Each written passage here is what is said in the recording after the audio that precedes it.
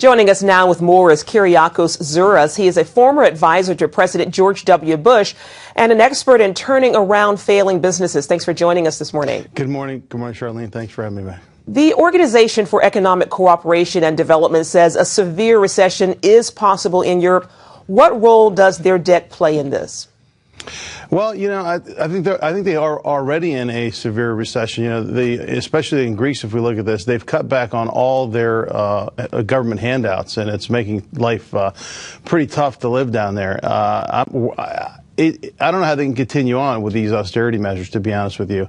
It's not looking good. My perspective is that Greece is going to bail out of the euro, and they're going to go back to the drachma. Spain will follow close behind. It's going to cause a domino effect of bank failures across Europe, which, of course, is all tied into here in the United States, and it's going to send shockwaves through our economic system. Definitely. Well, many in Europe don't seem willing to cut spending. France just elected a socialist.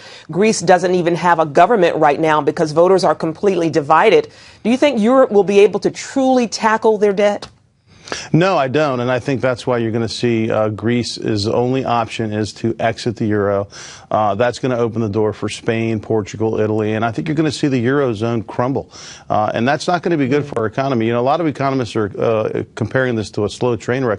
I'm comparing it to a plane crash with a large debris field. This thing has legs and it has roots, and it's very, very tied into our economy, and it's going to affect the ability to pay back U.S. lenders. It's going to affect our trade with Europe, who buys a lot of U.S. products. They're going to be unable to do that. It's going to get ugly, and our economy is very fragile right now, and we certainly can't afford this, although I think we're on the way to it. Got it. Well, will U.S. debt cause similar damage to our economy in coming years?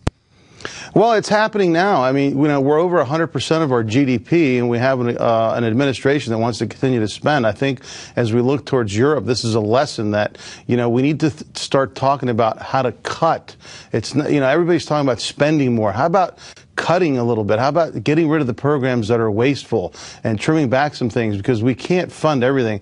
At a point where, you become so socialist, you run out of other people's money. It's already happening all over the world, and we can't afford to have it happen here. And I'm afraid we're on that path right now, and we need to make serious cuts here.